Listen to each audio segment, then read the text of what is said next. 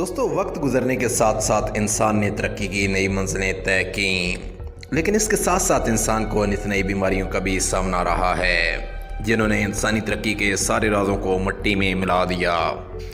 آج کی اس ویڈیو میں ہم 4 ایسے خطرناک ترین وائرسز کی بات کریں گے جنہوں نے انسانی تاریخ میں بہت زیادہ تباہی مچائی، لیکن اس سے پہلے آپ دوستوں سے ریکویسٹ ہے کہ چینل کو سبسکرائب کر دیں تاکہ آنے والی ہر نئی ویڈیو آپ تک پہنچ سکے۔ Number 4، swine flu. دوستو 2009 میں ورلڈ ہیلتھ آرگنائزیشن نے ریڈ الرٹ جاری کیا کہ H1N1 وائرس واپس آ گیا ہے اور اس وائرس سے 12,469 لوگوں کی جان چلی گئی ہے۔ یہ وائرس سب سے پہلے 1918 میں آیا تھا، اس وقت اسے اسپینش فلو کا نام دیا گیا تھا۔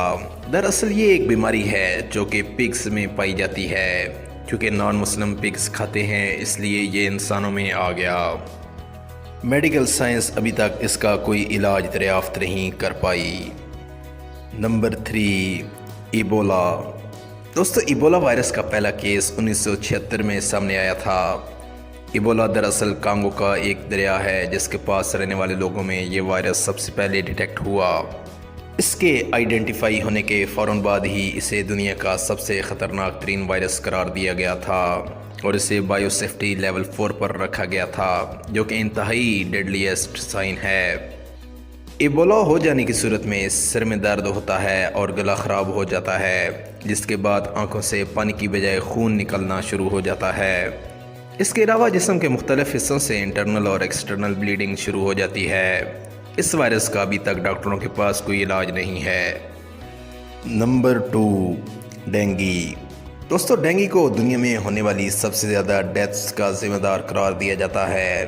یہ آج بھی اتنا ہی خطرناک ہے جتنا آج سے کئی سال پہلے تھا۔ دوستو آپ یہ جانتے ہوں گے کہ یہ وائرس ڈینگی مچھر کے کاٹنے سے پھیلتا ہے۔ اس میں شدید بخار، سر درد اور ہیمریج بھی ہو سکتا ہے۔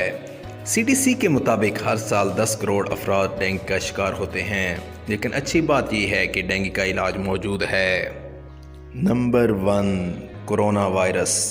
دوستو اس وقت ساری دنیا ہی کورونا وائرس سے ڈری ہوئی ہے۔ 31 دسمبر 2019 کو ورلڈ ہیلتھ آرگنائزیشن کو رپورٹ ملی کہ چائنا کے ووہان سٹی میں کئی لوگوں کو نمونیا ہو رہا ہے، اور ان میں سے جو وائرس ملا ہے وہ دنیا کے کسی وائرس سے میچ نہیں ہوتا۔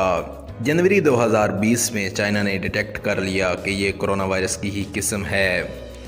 اس وائرس کا بھی فی الحال کوئی علاج نہیں ہے اور احتیاط ہی اس کا علاج مانا جاتا ہے، اس لیے گھروں میں رہیں اور جتنا ہو سکے سوشل ڈسٹینسنگ رکھیں۔